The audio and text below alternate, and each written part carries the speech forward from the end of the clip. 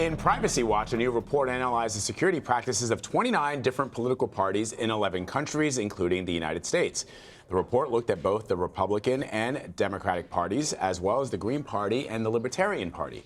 While both the DNC and RNC improved since the 2016 elections, their rankings were low in comparison to the EU. According to the report, it's smaller parties that face serious threats. It says the Libertarian Party is not prepared for a cyber attack, ranking it the lowest of all the parties.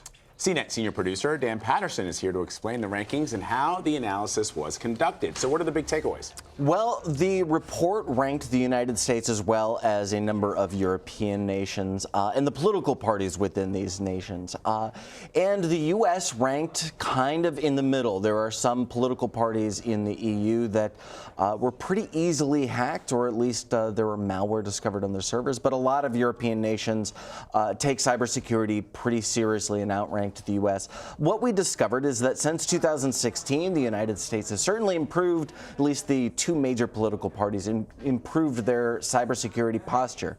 What we also learned is that we're still incredibly vulnerable. So I don't know if that's brand new information, but it's nice to at least see this validating information that says, hey, look, our enemies are still out there and they are still targeting our cyber systems. So some EU parties are doing better than our parties here. So could we be learning from them? Yeah, we could, for two purposes at least. One is defense and preparation in terms of what we are going to do in response to attacks. So when we see phishing attacks come in, learning how to silo information. So even if you get into one account, you can't move laterally across many accounts. And with influence campaigns, look, this increased rhetoric with Iran as well as simply the effective tactic across nations has kind of proven to many of our adversaries that propaganda on social media is very effective. Yeah.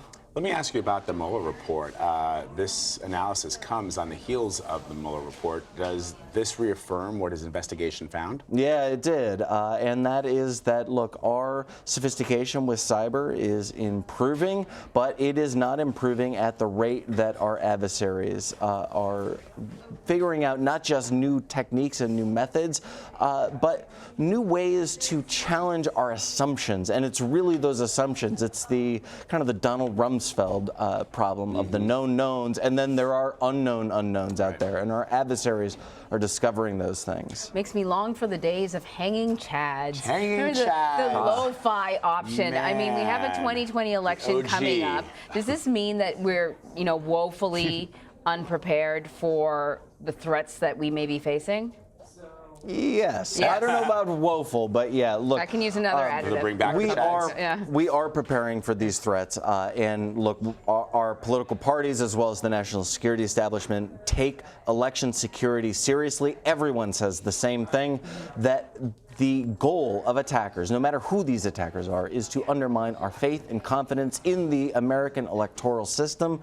Even one vote can undermine your confidence in the electoral system, so it's really important for us to keep in mind that our process and democracy is still safe. Yes. Dan, thank you so much. Thanks, Dan. Good to see you.